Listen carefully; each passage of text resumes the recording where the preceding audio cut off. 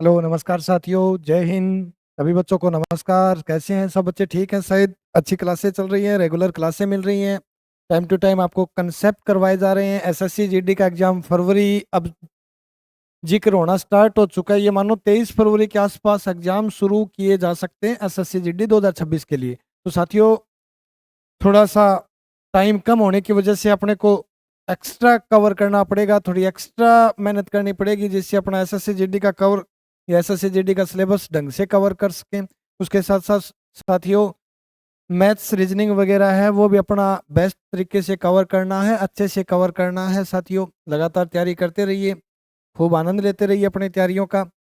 Slot वगैरह की सुविधा भी एसएससी कर रही है, तो एसएससी जीडी के अंदर भी ये प्रक्रिया करवाई जाएगी। तो जो बच्चे एसएससी जीडी के लिए अपने नज़दीकी एग्जाम सेंटर देखना चाहते हैं ना, वो शुरू शुरू में स्लॉट बुक कर देना। जैसे 15 तारीख से एसएससी एमटीएस हवलदार की पोस्टों के लिए ना स्लॉट वाली प्रक्रिया शुरू कर रखी है, क्योंकि ये एसएससी एमटीएस और हवलदार वाली पोस्ट है। इसका एग्जाम 2 फरवरी से होना है, तो 15 जनवरी से इन्होंने स्लॉट की प्रक्रिया शुरू कर दी थी। और मैं सभी दोस्तों को आगामी अपनी गणतंत्रता दिवस की शुभकामनाएं देना चाहता हूँ। 26 जनवरी 78वां गणतंत्रता दिवस 2026 का आयोजन किया जाएगा। तो सभी दोस्तों को दिल से शुभकामनाएं हैं स्वतंत्र गणतंत्रता दिवस के लिए। सभी बच्चों को हार्दिक शुभकामनाएं। उसके साथ साथ दोस्तों, एसएससी जीडी के अंदर जो हमने कंटेंट पढ़े थे आज तक, हमने खास करके एक मुहिम शुरू करी थी, एक सीरीज की क्लासेस शुरू करी थी, और उस सीरीज का नाम था विजय सीरीज।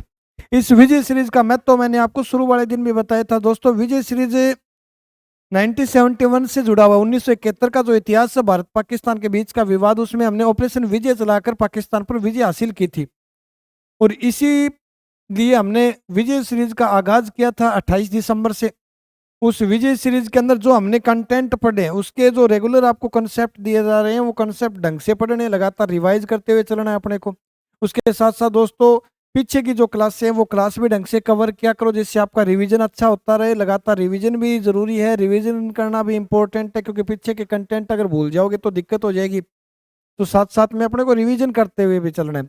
और साथियों, विजय सीरीज की आज जो क्लास है वो अपनी 5वीं क्लास है। मैंने कहा था फरवरी एंड तक मैं 45 विजय सीरीज की क्लास आपके सामने लेके आऊंगा, जिसमें से लगभग 3000 प्लस क्वेश्चन हम कवर करेंगे। तो साथियों, उस विजय सीरीज की आज की क्लास जो है वो 5वीं क्लास है। आज 24 जनवरी है। आज मैं आपको 5वीं क्लास के आधार पर विजय सीरीज के कंटेंट करवाने वाला हूं, और अपन लगभग फरवरी एंड तक 45 क्लासें विजय सीरीज के माध्यम से करेंगे। तो इस विजय सीरीज के जितने भी स्टूडेंट्स हैं, वो स्टूडेंट्स अपने पुराने जो कंसेप्ट है, पुरानी जो क्लासें हैं, वो क्लासें ढंग से रिवीजन कर लेना। साथ साथ में नई क्लासें वो भी लगा लेना, जिससे आपकी रिवीजन पे भी क्लासें रहेगी और नए नए जो कंटेंट है वो भी मिलते रहेंगे। तो साथियों, आज की क्लास की शुरुआत करते हैं इस विजय सीरीज की 5वीं क्लास का। और विजय सीरीज की 5वीं क्लास का क्वेश्चन आज जो मिला है अपने को, सबसे पहला वो है, उत्तर प्रदेश में राज्यपाल आवास का नया नाम क्या? रे भाई, क्या बात है! देखो, 24 जनवरी है ना आज। आज 24 ही जनवरी है, और इसी 24 जनवरी को उत्तर प्रदेश को राज्य का दर्जा दिया गया था। यानी आज उत्तर प्रदेश अपनी स्थापना दिवस बना रहे 24 जनवरी। जैसे 21 जनवरी को त्रिपुरा, मणिपुर और मेघालय, तीनों राज्यों की स्थापना की गई थी 21 जनवरी 1972 को। वैसे 21 जनवरी को किन राज्यों की स्थापना दिवस मनाई जाती है, ये भी ध्यान रखना है। और उत्तर प्रदेश राज्य की स्थापना दिवस हर वर्ष कितने तारीख को मनाई जाती है? तो दोस्तों, आज ही का दिन है, 24 जनवरी को। और अपने इस आज की क्लास का भी पहला क्वेश्चन यूपी से स्टेट है, यूपी स्टेट से रिलेटेड है। क्वेश्चन पूछा गया कि उत्तर प्रदेश में राज्यपाल आवास का नया नाम क्या है? यानी जहां गवर्नर बैठते हैं स्टेटों के, उस गवर्नर निवास का नाम बदल दिया। तो उत्तर प्रदेश का जो राज्यपाल का निवास स्थान है वो है उत्तर प्रदेश की राजधानी में, राज्यपाल निवास स्थान। और उत्तर प्रदेश राज्य का निवास स्थान पड़ता है उत्तर प्रदेश की राजधानी अर्थात लखनऊ, नवाबों का शहर। इस लखनऊ के अंदर यूपी के राज्यपाल के निवास स्थान स्थित है। और इस उत्तर प्रदेश के राज्यपाल के निवास स्थान का वर्तमान में नाम चेंज कर दिया। निवास स्थान का पहले जो नाम था दोस्तों, वो तो था राजभवन करके, यानी राजभवन नाम से यूपी का राज्यपाल का निवास स्थान था। लेकिन वर्तमान में इस राजभवन का नाम बदलकर जन भवन कर दिया। तो हाल ही में ऐसी कौन सी राज्यपाल निवास स्थान है, या ऐसी कौन सी स्टेट गवर्नमेंट है जिसने अपने राज्यपाल निवास का नाम बदला है, तो दोस्तों राजभवन से इन्होंने जन भवन का नाम दे दिया, यानी ऑप्शन डी हो जाएगा। उसके साथ साथ अपने को ध्यान रखना है उत्तर प्रदेश से जितनी भी इंपॉर्टेंट जानकारी है, जैसे उत्तर प्रदेश के वर्तमान राज्यपाल कौन है, उत्तर प्रदेश के वर्तमान राज्यपाल, तो दोस्तों ध्यान रखना है श्रीमती आनंदीबेन पटेल।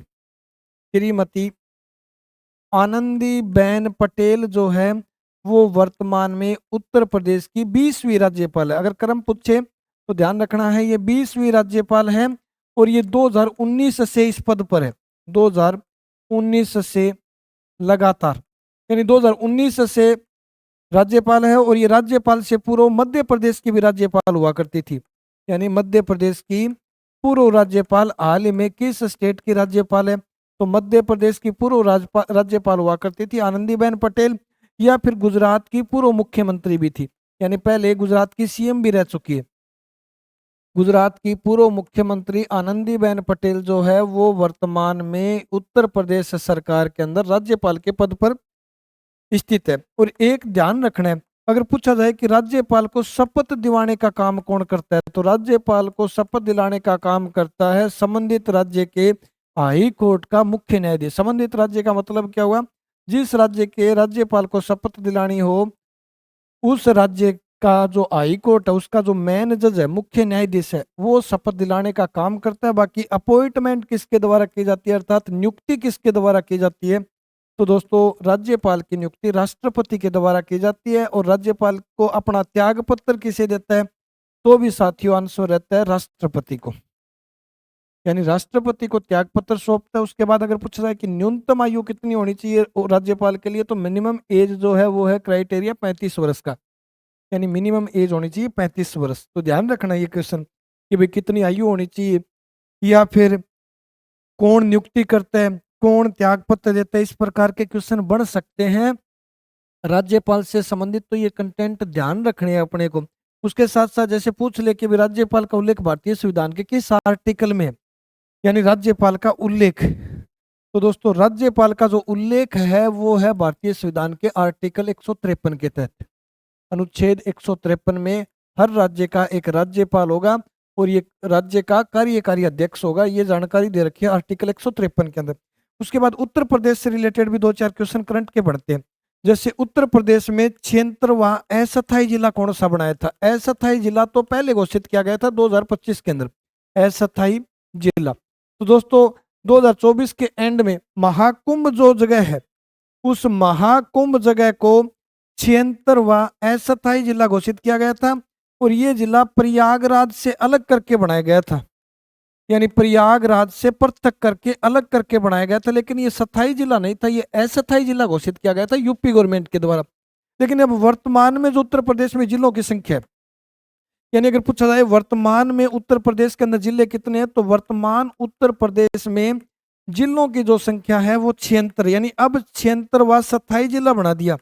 और 76वां जो स्थायी जिला बनाया गया है उस जिले का नाम क्या है, तो उत्तर प्रदेश का नया जिला बना है कल्याण सिंह नगर करके। तो हाल ही में कल्याण सिंह नगर 76वां जिला घोषित किया गया है, किस राज्य की विधानसभा के द्वारा या किस स्टेट के द्वारा, और ये किस से अलग हुआ है, तो दोस्तों ये एक तो अलग हुआ है अलीगढ़ से। अलीगढ़ ताड़ा नगरी कहलाती है भारत की जो यूपी का जिला है, और एक तो अलीगढ़ जगह से अलीगढ़ को पृथक करके बनाया गया और एक बुलंदशहर को अलग करके बनाया गया, यानी अलीगढ़ और बुलंदशहर से पृथक होकर एक जिला बनाया गया उत्तर प्रदेश की गवर्नमेंट के द्वारा। और ये उत्तर प्रदेश का 76वां जिला होगा जिसे कल्याण सिंह नगर के नाम से जाना जाएगा। और ये नाम क्यों रखा है, तो उत्तर प्रदेश के जो सबसे पहले सीएम थे उस मुख्यमंत्री का नाम था कल्याण सिंह, और इन्हीं के नाम पर उत्तर प्रदेश का जो 76वां जिला बना है जो स्थायी जिला है उस जिले को कल्याण सिंह नगर के नाम से जाना जाएगा। जैसे क्वेश्चन था ना कि कुसावती कौन से स्टेट का नया जिला बना है, कुसावती हाल ही में किस राज्य सरकार ने अपना तीसरा जिला घोषित किया गया, तो कुसावती नया जिला बना है गोवा स्टेट का। या फिर क्वेश्चन पूछ सकता है कि अस्सी नया जिला बना है 23वां, वो कौन से स्टेट का, तो आंसर था हरियाणा। यानी अभी एक तो कल्याण सिंह नगर ध्यान रखना है, एक कुसावती गोवा गवर्नमेंट ने अपना तीसरा नया जिला घोषित कराया। गोवा के अंदर दो ही जिले थे दोस्तों, एक तो नॉर्थ गोवा और एक साउथ गोवा, उत्तरी गोवा और दक्षिणी गोवा। लेकिन गोवा गवर्नमेंट के साउथ गोवा का जो हिस्सा था उस जिले से एक नया जिला अलग कर दिया और ये गोवा सरकार का तीसरा जिला होगा। अंडमान निकोबार के अंदर भी 3 ही जिले हैं, लेकिन गोवा स्टेट के अंदर भी जिलों की संख्या वर्तमान में 3 हो गई है।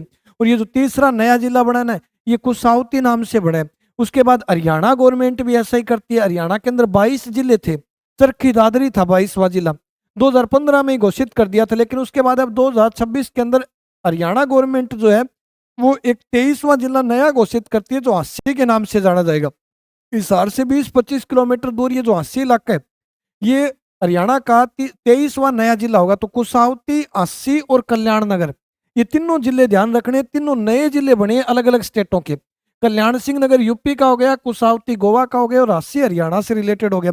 उसके बाद यूपी से रिलेटेड और बेसिक जानकारी की बात करें तो साथियों, एक तो उत्तर प्रदेश का गठन कैसे हुआ, उत्तर प्रदेश का निर्माण। तो देखो, उत्तर प्रदेश का निर्माण 2 प्रांतों से मिलकर होता है। एक तो देखो आगरा प्रांत थी, आगरा रियासत या प्रांत बोल दो। एक अवध रियासत थी, अवध प्रांत था। ये दोनों प्रांत जो है ये एक हो जाते हैं 1 अप्रैल 1937 को। और इसी 1 अप्रैल 1937 से इन दोनों प्रांतों के एक होने के कारण इस रियासत को संयुक्त प्रांत का नाम दिया। अर्थात यूपी का पुराना नाम पूछे तो संयुक्त प्रांत है, जिसका गठन 2 रियासतों से मिलकर हुआ था, आगरा और अवध रियासत। उसके बाद अगर बात करें कि उत्तर प्रदेश को आधिकारिक रूप से यूपी का नाम कब मिला, उत्तर प्रदेश को आधिकारिक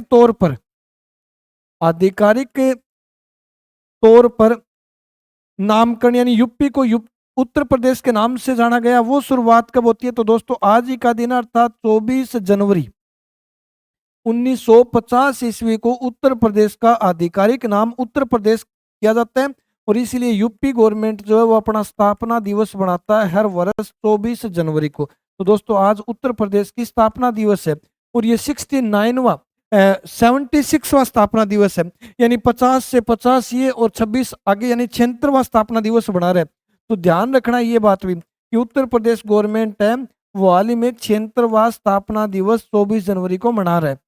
तो उत्तर प्रदेश से ये जानकारी भी ध्यान रखनी है। उसके बाद क्या इंपॉर्टेंट है यूपी से रिलेटेड, उत्तर प्रदेश की सीटों से रिलेटेड काफी क्वेश्चन बनते हैं, क्योंकि सबसे ज्यादा सीट है, सबसे ज्यादा जिला है, सबसे ज्यादा जनसंख्या यूपी की है। तो उत्तर प्रदेश के अंदर सीटों की संख्या भी ध्यान रखना है। एक तो देखो लोकसभा सीट कितनी है उत्तर प्रदेश की, या फिर विधानसभा सीट कितनी है उत्तर प्रदेश की, या फिर विधान परिषद सीट कितनी है। विधान परिषद होती है दोस्तों भारत के 6 स्टेटों में है, यानी विधानमंडल के 2 हाउस होते हैं, वो भी ध्यान रखना है।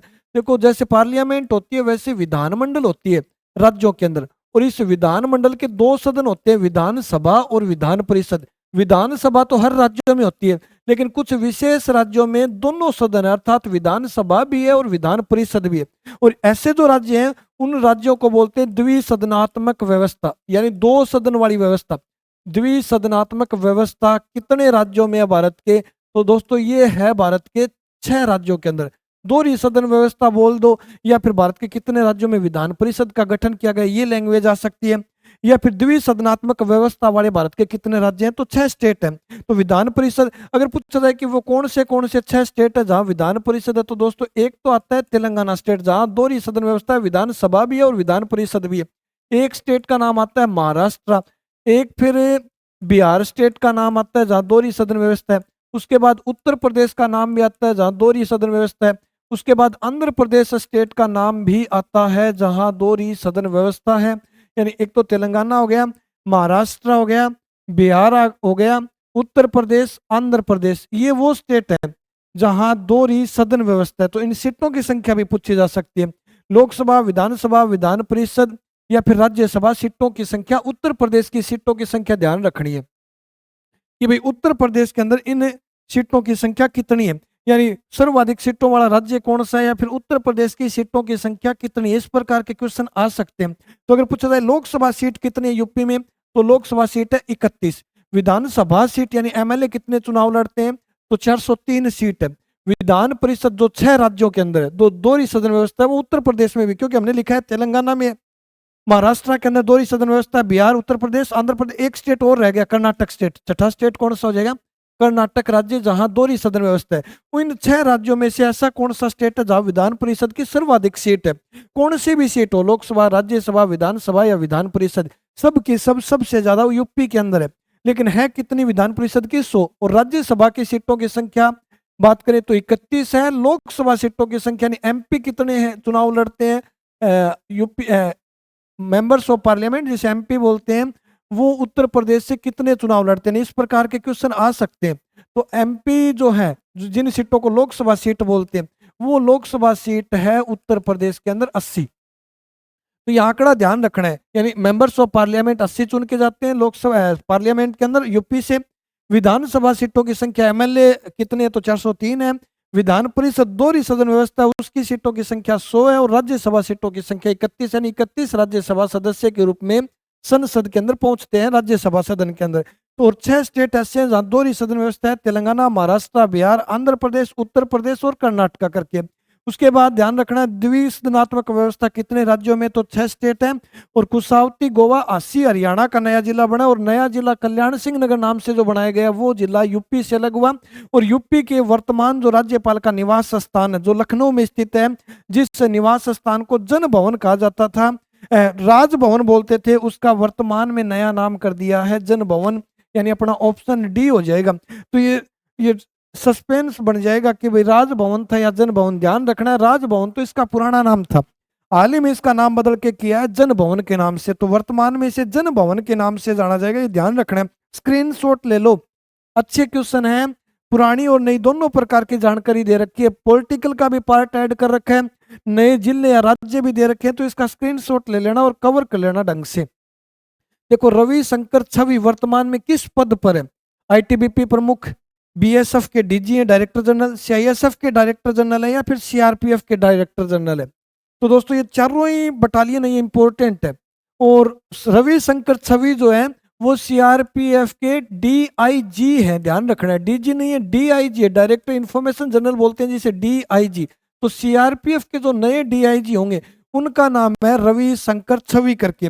अपने डीजी से रिलेटेड ऑप्शन बना रखे हैं, तो ऑप्शन है नहीं इसमें से, तो ध्यान रखना है सीआरपीएफ के नए डीआईजी के रूप में पद पर नियुक्त होने वाले हैं रविशंकर छवि करके। उसके साथ साथ सभी फॉर्मेट के ही देख लो, यानी कौन से ऐसे हैं जो चारों बटालियन से रिलेटेड इंपॉर्टेंट क्वेश्चन देख लो। जैसे सीआरपीएफ से रिलेटेड बात करते हैं सबसे पहले, तो इसको बोलते हैं सेंट्रल रिजर्व पुलिस फोर्स के नाम से, केंद्रीय रिजर्व पुलिस फोर्स, केंद्रीय रिजर्व पुलिस फोर्स के नाम से जानते हैं सीआरपीएफ को। तो इसका पूरा नाम भी ध्यान रखना है, यानी सीआरपीएफ को किस नाम से जानते हैं, इस प्रकार के क्वेश्चन बनाए जा सकते हैं। या फिर पूछा जाता है कि सीआरपीएफ की स्थापना कब हुई थी, तो यानी सीआरपीएफ अपना स्थापना दिवस कब बनाता है। तो सीआरपीएफ की जो स्थापना हुई थी वो बात है 27 जुलाई 1939 के अंदर, 27 जुलाई 1939। और इसीलिए सीआरपीएफ जो है वो अपना हर वर्ष स्थापना दिवस बनाता है 27 जुलाई को। अगर पूछ ले सीआरपीएफ अपना स्थापना दिवस हर वर्ष कितनी तारीख को बनाता है, तो सीआरपीएफ की स्थापना दिवस का आयोजन किया जाता है हर वर्ष 27 जुलाई को। फिर बात रही बात करंट वाली कि भाई करंट से रिलेटेड इनसे इंपॉर्टेंट क्वेश्चन क्या क्या बनते हैं कि वर्तमान डीजी कौन है, वर्तमान महानिदेशक कौन है, वर्तमान महानिदेशक यानी नए डीआईजी कौन बने हैं सीआरपीएफ के, इस प्रकार के क्वेश्चन पूछे जा सकते हैं। तो नए डीआईजी जो बने ना वो है ज्ञानेंद्र प्रताप सिंह, ज्ञानेंद्र प्रताप सिंह जो है वो नए डीआईजी होंगे सीआरपीएफ के, जो 1990 के बैच के असम मेघालय के आईएएस अधिकारी रह चुके हैं। असम मेघालय केडर के, असम मेघालय केडर के 1990 के बैच के अधिकारी, आईएएस और बैच था इनका 1990 का। तो 1990 के बैच के अधिकारी थे जिन्हें फिलहाल सीआरपीएफ के महानिदेशक के रूप में शामिल कर रखा है। और अगर पूछे कि किसके स्थान पर आए हैं, पुराने वाले भी ध्यान रखने हैं, रिप्लेस किसके स्थान पर हुए, तो अनीस दयाल सिंह, यानी किसके स्थान पर नियुक्त हुए हैं, तो ध्यान रखना है अनीस दयाल सिंह। और अनीस दयाल सिंह वर्तमान में कौन से पद पर है, तो दोस्तों ये है वर्तमान में प्रधानमंत्री के राष्ट्रीय सुरक्षा सलाहकार, प्रधानमंत्री के राष्ट्रीय सुझाव सलाहकार के रूप में नियुक्त हैं अनीश कुमार दयाल, जो पहले सीआरपीएफ के डायरेक्टर हुआ करते थे, सीआरपीएफ के डीजी हुआ करते थे। उसके बाद देखो दूसरी अपनी बटालियन है सीआईएसएफ करके, तो सीआईएसएफ भी ध्यान रखना है। अगर पूछे सीआईएसएफ की स्थापना कब हुई, यानी सबसे पहले इन फोर्स की स्थापना वगैरह से रिलेटेड क्वेश्चन बन जाए बाई चांस, तो चारों इंपॉर्टेंट संस्थाएं हैं। देखो सीआईएसएफ के नाम से जानते हैं, इसको बोलते हैं सेंट्रल इंडस्ट्री, यानी उद्योगों के लिए central industrial security force, security force के नाम से जानते हैं, या फिर से बोलते हैं केंद्रीय औद्योगिकी सुरक्षा बल, केंद्रीय औद्योगिकी सुरक्षा बल के नाम से जानते हैं सीआईएसएफ संस्था को, जिसकी स्थापना जो होती है वो है 10 मार्च 1969 के अंदर, 10 मार्च 1969। और इसके वर्तमान में डीजी कौन है, डायरेक्टर जनरल या फिर वर्तमान महानिदेशक कौन है, तो परवीर रंजन करके ध्यान रखना ही। वर्तमान डायरेक्टर कौन है, तो वर्तमान डायरेक्टर है परवीर रंजन। और ये भी ध्यान रखना है किसके स्थान पर रिप्लेस हुए ये, तो ये हुए निन्ना सिंह के स्थान पर रिप्लेस, महिला थी, पहली महिला ही थी सीआईएसएफ की, तो निन्ना सिंह। या अगर पूछ ले कि सीआईएसएफ की पहली महिला डीजी, सीआईएसएफ की प्रथम महिला डीजी कौन है, तो निन्ना सिंह जो है वो पहली महिला महानिदेशक बनी थी सीआईएसएफ की। अब वो रिटायरमेंट हो चुकी है और उसके स्थान पर नए सीआईएसएफ के हेड बने हैं परवीर रंजन करके। तो परवीर रंजन से रिलेटेड भी क्वेश्चन बन सकते हैं। या फिर देखो बीएसएफ से रिलेटेड क्वेश्चन बना रखा है कि बीएसएफ के डीजी कौन है, यानी उसके बाद अपने को ध्यान रखना है बीएसएफ से रिलेटेड बॉर्डर सिक्योरिटी फोर्स बोलते हैं बीएसएफ, या फिर इसको बोल दो बॉर्डर सिक्योरिटी फोर्स के नाम से जानते हैं, यानी सीमा सुरक्षा बल, या फिर हिंदी में क्या बोलेंगे इसको, सीमा सुरक्षा बल के नाम से, सीमा सुरक्षा बल, जिसके वर्तमान डीजी कौन है, प्रवीण कुमार। वर्तमान डीजी कौन है, वर्तमान डीजी हो जाएंगे प्रवीण कुमार करके, जो आईटीबीपी के भी अतिरिक्त डीजी थे, लेकिन अब आईटीबीपी ने भी खुद का डीजी घोषित कर दिया, लेकिन वर्तमान में बीएसएफ के डायरेक्टर जनरल है प्रवीण कुमार।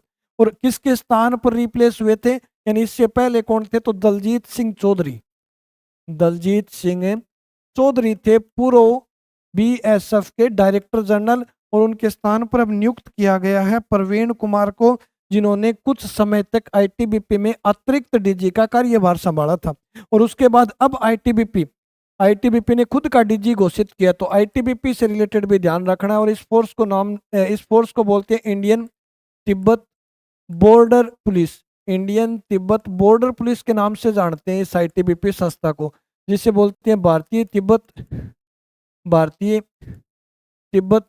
सीमा पुलिस, बॉर्डर पुलिस यानी सीमा पुलिस के नाम से जानते हैं। और इस आईटीबीपी के नए जो महानिदेशक, नए डीजी जो बने, वो बने हैं, यानी आईटीबीपी के नए डीजी जो बनाए गए हैं वो है शत्रुजीत सिंह कपूर, शत्रुजीत सिंह कपूर। तो ध्यान रखना है शत्रुजीत सिंह कपूर जो हैं वो वर्तमान में आईटीबीपी के नए डीजी घोषित किए गए हैं। चारों ही इंपॉर्टेंट है साथियों, चारों ही उतारने अपने को। तो सीआरपीएफ के बारे में बेसिक जानकारी, ये डीआईजी वगैरह से रिलेटेड क्वेश्चन पूछ सकता है, तो सीआरपीएफ से रिलेटेड या फिर सीआईएसएफ से रिलेटेड, बीएसएफ से रिलेटेड और आईटीबीपी की डीजी तो जरूर ध्यान रखना है, यानी किसे कौन सी पोस्ट पर या कौन वर्तमान में बीएसएफ का डीजी है, इस प्रकार के क्वेश्चन बन सकते हैं। या फिर एक और फोर्स है एसएसबी करके, उसके भी साथ में लिख लो सीमा सुरक्षा बल, सीमा सिक्योरिटी बॉर्डर, सीमा सुरक्षा बल के जो वर्तमान में डीजी है ना, वर्तमान डीजी डायरेक्टर जनरल, तो वो है संजय कुमार सिंघल करके, संजय कुमार सिंघल। तो एसएसबी का भी लिख लेना, आईटीबीपी का भी लिख लेना वर्तमान डीजी, सीआईएसएफ और सीआरपीएफ चारों पोस्टों के वर्तमान डीजी लिख लेना। अच्छे कंटेंट है। रवि शंकर छवि जो है वो सीआरपीएफ के वर्तमान में डीआईजी हैं, क्योंकि सीआरपीएफ के तो वर्तमान डीजी ज्ञानेंद्र प्रताप सिंह है, लेकिन नए जो डीआईजी बनाए गए ना सीआरपीएफ के, वो बनाए गए हैं रवि शंकर छवि को। और सीआरपीएफ अपनी स्थापना दिवस हर वर्ष 27 जुलाई को मनाता है, क्योंकि 27 जुलाई 1939 को ना इस सीआरपीएफ का सीआरपीएफ नामकरण किया गया था, और इसीलिए इस बटालियन के द्वारा हर वर्ष 27 जुलाई को अपना स्थापना दिवस बनाया जाता है। तो अपने प्रमुख हैं, इंपॉर्टेंट हैं, फोर्स से रिलेटेड पोस्ट हैं, डीजी वगैरह पूछे जा सकते हैं, इंपॉर्टेंट कंटेंट है। तो अपने सीआरपीएफ के डीआईजी हैं वर्तमान में रविशंकर छवि करके। उसके बाद देखो खेलो इंडिया विंटर गेम्स से शुरू होंगे अभी, और पूछा गया कि ये खेलो इंडिया विंटर गेम्स जो है इसका आयोजन अब की बार कहाँ किया जाएगा, तो इसकी शुरुआत कब हुई, इस प्रकार के क्वेश्चन भी ध्यान रखने हैं। खेलो इंडिया शीतकालीन खेल, खेलो इंडिया शीतकालीन गेम्स की शुरुआत अगर बात करें ना, तो शुरुआत हुई थी इसकी 2020 के अंदर। उसके बाद अगर बात करें कि इसका पहला संस्करण कहाँ खेला गया था, तो दोस्तों गिलगित स्थान पर यानी जम्मू कश्मीर के अंदर प्रथम संस्करण की बात करें तो पहला जो संस्करण हुआ था वो जम्मू कश्मीर या गिलगित क्षेत्र, गिलगित क्षेत्र जम्मू कश्मीर के अंदर पहला संस्करण खेला गया था 2020 के अंदर। उसके बाद ध्यान रखना है, अगर पूछे जम्मू कश्मीर के वर्तमान सीएम कौन है, तो उमर अब्दुल्ला, ध्यान रखना है जम्मू कश्मीर के वर्तमान मुख्यमंत्री। तो जम्मू कश्मीर के जो वर्तमान सीएम है वो है उमर अब्दुल्ला करके, कि ये भी ध्यान रखना है। उमर अब्दुल्ला वर्तमान में सीएम है जम्मू कश्मीर के, और जम्मू कश्मीर केंद्र शासित प्रदेश है, तो इनके वर्तमान उपराज्यपाल पूछे तो मनोज सिन्हा। देखो कल अपने देश के अंदर नुकसान हुआ था, एक आर्मी की गाड़ी घाटी से गिरी थी जिसके अंदर 10-11 भारतीय जवान शहीद हो गए थे, और वो जानकारी जो दी थी देश को वो जम्मू कश्मीर के उपराज्यपाल डिप्टी गवर्नर ने बताया था, मनोज सिन्हा जो वर्तमान में उपराज्यपाल हैं जम्मू कश्मीर के। ये तो पहला संस्करण हुआ। अब बात है 2026 का संस्करण, शुरुआत हो चुकी है 2026 के खेलो इंडिया विंटर गेम्स की, और ये जो संस्करण होना है 2026 का, ये संस्करण छठा संस्करण होगा। यानी ये भी ध्यान रखना, हाल ही में खेलो इंडिया विंटर गेम्स के कौन से संस्करण का आयोजन किया जा रहा है, तो छठा संस्करण है। और ये आयोजन कहाँ किया जाएगा, तो ये आयोजन किया जाएगा लेह के अंदर, और लेह जो जगह पड़ती है ना वो है लद्दाख की, यानी लद्दाख की वर्तमान में राजधानी है लेह करके। तो लद्दाख की जो वर्तमान राजधानी लेह, वहां खेलो इंडिया विंटर गेम्स जो है उसके छठे संस्करण का आयोजन होना है, तो ये भी ध्यान रखना है। या फिर देखो लद्दाख के वर्तमान उपराज्यपाल कौन है, वर्तमान उपराज्यपाल, ये उपराज्यपाल वगैरह भी बहुत पूछे जाते हैं दोस्तों। तो वर्तमान में लद्दाख के जो उपराज्यपाल हैं वो हैं कविंदर गुप्ता करके, कविंदर गुप्ता। तो लद्दाख के उपराज्यपाल ध्यान रखना है, अब की बार वाला संस्करण लद्दाख के अंदर होगा खेलो इंडिया विंटर गेम्स का। और उसके साथ साथ अगर पूछा जाए जम्मू कश्मीर का उपराज्यपाल कौन है, तो मनोज सिन्हा। या फिर पूछा जा सकता है दिल्ली का उपराज्यपाल, वो भी ध्यान रखना है, संजीव कुमार सक्सेना, दिल्ली के वर्तमान उपराज्यपाल। ये भी इंपॉर्टेंट है, तीनों केंद्र शासित प्रदेश के उपराज्यपाल ध्यान रखने हैं। दिल्ली का वर्तमान उपराज्यपाल है संजीव कुमार सक्सेना, संजीव कुमार सक्सेना। दिल्ली की सीएम तो वर्तमान में रेखा गुप्ता है, लेकिन दिल्ली के वर्तमान उपराज्यपाल डिप्टी गवर्नर हाल ही में किसे नियुक्त किया गया है, तो संजीव कुमार सक्सेना को घोषित किया गया। तो साथियों खेलो इंडिया शीतकालीन गेम्स से रिलेटेड क्वेश्चन था, जिसकी शुरुआत तो 2020 में हुई थी, लेकिन अब लेह के 3 ग्राउंडों में खेला जाएगा, और ये अपने खेल मंत्री ने जानकारी दी है। और खेल मंत्री वर्तमान में है मनसुख मंडाविया। तो मनसुख मंडाविया ने बताया कि अगला ये छठा जो संस्करण होना है खेलो इंडिया समर गेम्स का, उसका आयोजन लद्दाख की राजधानी के अंदर 3 जो ग्राउंड है वहां आयोजित किए जाएंगे, और लद्दाख की राजधानी अर्थात लेह के अंदर आयोजित किए जाएंगे। और ये 2026 के अंदर जो आयोजन होना है ये छठा संस्करण होना है। पिछला अगर बात करें 2020 का जो हुआ था वो जम्मू कश्मीर के अंदर हुआ था, और इस खेलों के अंदर एथलेटिक्स भाग लिए, एथलेटिक्स खिलाड़ी भाग लेते हैं। यानी एथलेटिक्स लंबी कूद है, ऊंची कूद है, हाई लॉन्ग जंप जैसे हैं, या फिर रेस है, ये खिलाड़ी भाग लेते हैं। और अब की बार इसके अंदर एक नया खेल शामिल किया गया है, और वो नया खेल है फिंगर क्रिप्ट के नाम से।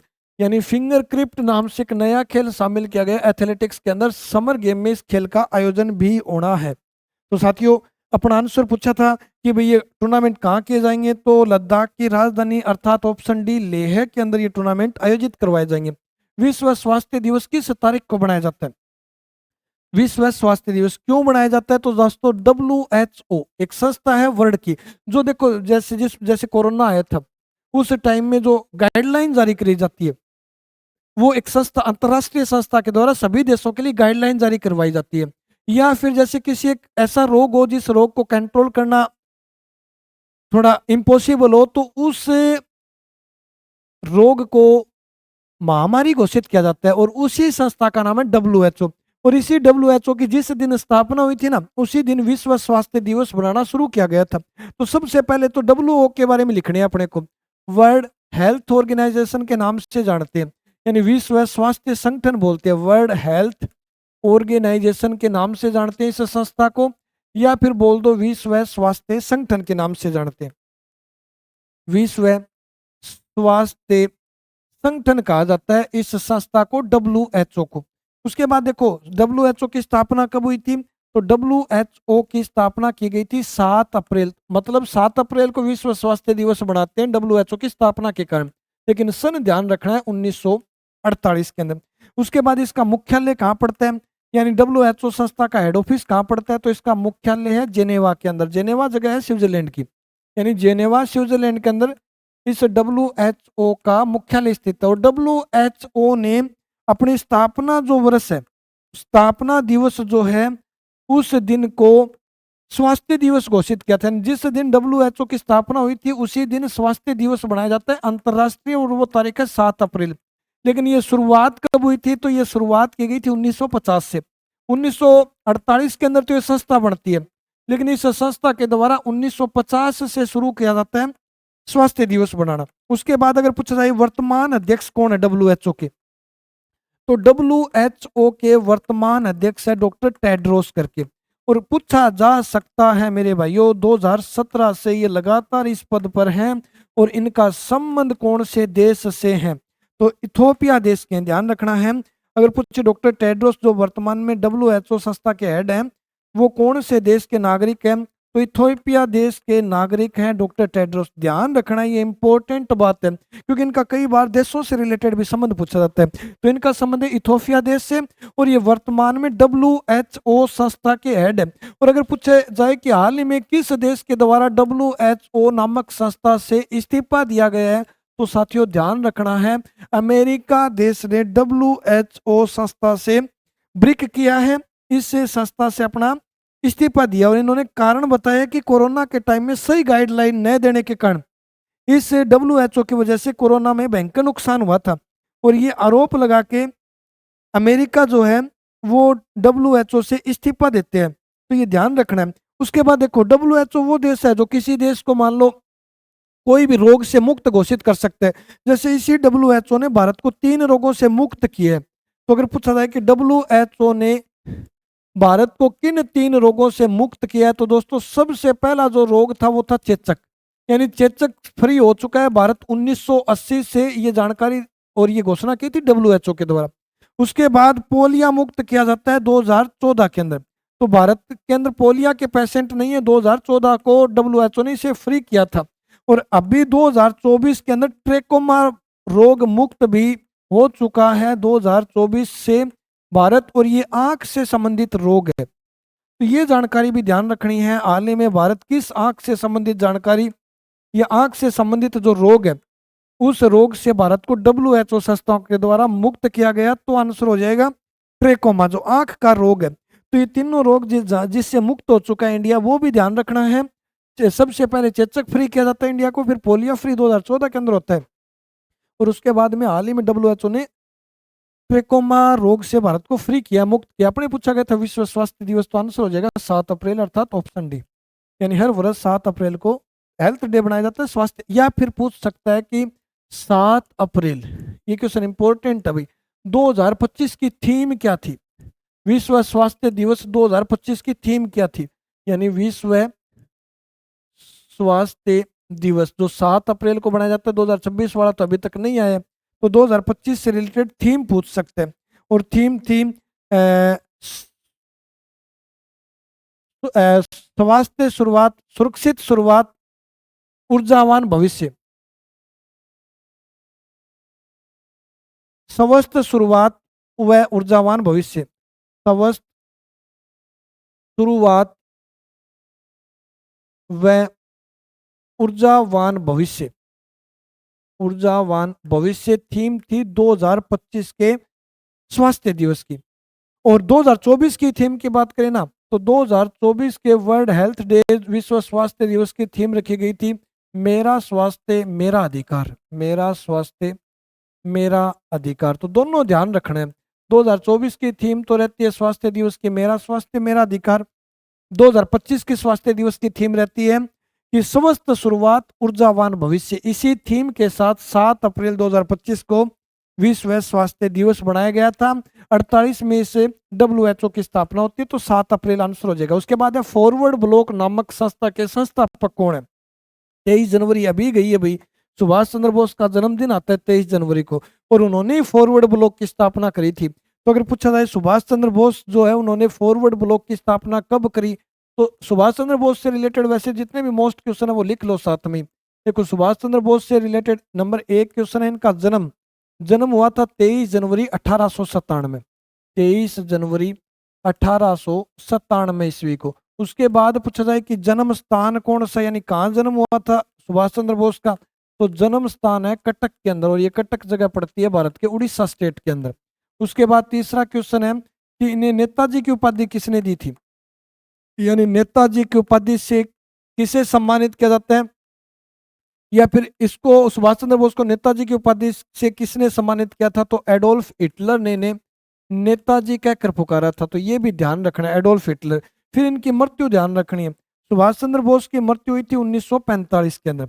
ताइवान में मृत्यु हुई थी 1945 ईस्वी, क्योंकि ये यात्रा पर थे, जापान की राजधानी टोक्यो जा रहे थे, और उस समय टोक्यो जापान की यात्रा के समय इनका विमान जो है वो ताइवान में दुर्घटनाग्रस्त हो जाता है, और जिसके कारण इनकी मृत्यु मानी गई है। बाकी रहस्य ये अभी तक डेड बॉडी नहीं मिली है सुभाष चंद्र बोस की। तो ताइवान के अंदर दुर्घटनाग्रस्त विमान के कारण टोक्यो जापान जाते समय 1945 में डेथ होती है, देहांत होता है। उनके बाद सुभाष चंद्र बोस के प्रमुख नारों से रिलेटेड भी क्वेश्चन ध्यान रखना है। इन्होंने 2-3 अच्छे नारे दिए थे। एक तो तुम मुझे खून दो मैं तुम्हें आजादी दूंगा, तुम मुझे खून दो मैं तुम्हें आजादी दूंगा, ये नारा किसने दिया था, तो ये नारा सुभाष चंद्र बोस ने दिया था। तुम मुझे टाइम दो मैं तुम्हें नौकरी दूंगा, ये मैं आपको बोलता हूँ, आप मुझे थोड़ा टाइम दो मैं आपको सिलेक्शन दिलाऊंगा, ये मेरी गारंटी है। तुम मुझे खून दो मैं तुम्हें आजादी दूंगा, नेताजी सुभाष चंद्र। एक दिल्ली चलो का नारा किसने दिया था, दोस्तों ध्यान रखना है, दिल्ली चलो का नारा भी सुभाष चंद्र बोस ने दिया था। और एक नारा जय हिंद, अगर पूछा जाए जय हिंद किसने कहा था, तो जय हिंद का नारा देने वाले भी थे सुभाष चंद्र बोस। ये इनसे रिलेटेड शुरुआती क्वेश्चन है। उसके बाद इन्होंने देश के लिए क्या कुछ किया था, उनसे रिलेटेड क्वेश्चन ध्यान रखना है। देखो 1939 ईस्वी की बात है, कांग्रेस का हर वर्ष अधिवेशन होता था, और अधिवेशन है त्रिपुरी अधिवेशन के नाम से। ये जो त्रिपुरी अधिवेशन है ये 1939 के अंदर कांग्रेस का अधिवेशन था, और इस अधिवेशन की अध्यक्षता कर रहे थे सुभाष चंद्र बोस। और उसी समय सुभाष चंद्र बोस के विचार जो है वो महात्मा गांधी से नहीं मिलते हैं, तो इन्होंने बीच में ही छोड़ दिया था त्रिपुरी अधिवेशन। और उसके बाद इन्होंने 1939 में बनी एक पार्टी, जिस पार्टी का नाम है फॉरवर्ड ब्लॉक, इस फॉरवर्ड ब्लॉक को ज्वाइन कर लिया था 1940 के अंदर। फॉरवर्ड ब्लॉक जो फॉरवर्ड ब्लॉक पार्टी है इसका गठन किया जाता है 1939 के अंदर सुभाष चंद्र बोस के द्वारा। तो सुभाष चंद्र बोस ने कांग्रेस से अलग होकर सुभाष चंद्र बोस के द्वारा फॉरवर्ड ब्लॉक की स्थापना सन 1939 में की जाती है। और इस फॉरवर्ड ब्लॉक का पहला सम्मेलन जो बुलाया जाता है वो नागपुर में 1940 के अंदर बुलाया जाता है। यानी जैसे कांग्रेस का अधिवेशन होता था वैसे ही फॉरवर्ड ब्लॉक का अधिवेशन जो पहला बुलाया गया था वो 1940 के अंदर नागपुर बुलाया गया था। लेकिन इस फॉरवर्ड ब्लॉक की स्थापना की गई थी 1939 में सुभाष चंद्र बोस के द्वारा। सुभाष चंद्र बोस ने आजाद हिंद फौज का गठन भी किया था। वैसे देखो आजाद हिंद फौज का गठन जो करने वाला है वो तो 1942 के अंदर कैप्टन सोहन सिंह के द्वारा किया गया था। कैप्टन सोहन सिंह संस्थापक माने जाते हैं आजाद हिंद फौज के। लेकिन आजाद हिंद फौज जो सही ढंग से काम करना शुरू किया था वो सुभाष चंद्र बोस के नेतृत्व में किया था। और सुभाष चंद्र बोस ने नेताजी ने इस आजाद हिंद फौज को कब शामिल हुए थे, तो 1943 के अंदर 1943 में इस आजाद हिंद फौज को ज्वाइन किया था नेताजी सुभाष चंद्र बोस ने। ये जो आजाद हिंद फौज है इसका गठन जो 42 में कैप्टन सोहन सिंह के द्वारा किया गया था वो किस स्थान से किया गया था, तो दोस्तों सिंगापुर से। ये क्वेश्चन भी काफी बार आ चुका है।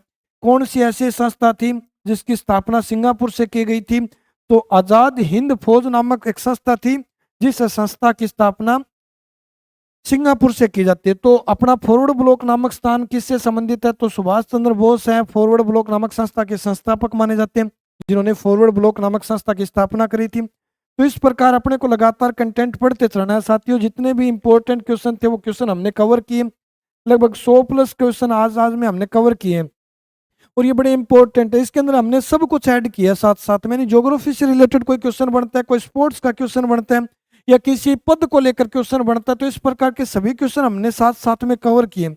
और जो भी एसएससी जीडी वाले बच्चे ना, वो या ऐसा कोई स्टूडेंट्स है जो पहली बार इस क्लास को ज्वाइन किया है या पहली बार इस चैनल पे है, तो सबसे पहले मैं उस बच्चे से यही कहना चाहूंगा कि बच्चे आप ब्रेनबिट ऑनलाइन यूट्यूब को प्लेटफॉर्म को ज्वाइन करो। उसके साथ आपको हर रोज सुबह मैथ्स की क्लास मिलेगी टॉपिक वाइज, और हर रोज शाम को 7 बजे आपको जीएस का पार्ट कवर करवाया जाएगा। और इस जीएस पार्ट के अंदर विजय सीरीज की शुरुआत की है। पहले हमने रणनीतिक 60 दिन पढ़ाए थे, उसके बाद लगातार आपको 15 क्लास मिली है रणनीतिक 60 दिन के तहत। तो उसके बाद रणनीतिक 60 दिन का दूसरा चरण हमने शुरू किया था और इस दूसरे चरण की शुरुआत हमने विजय सीरीज के नाम से करी है।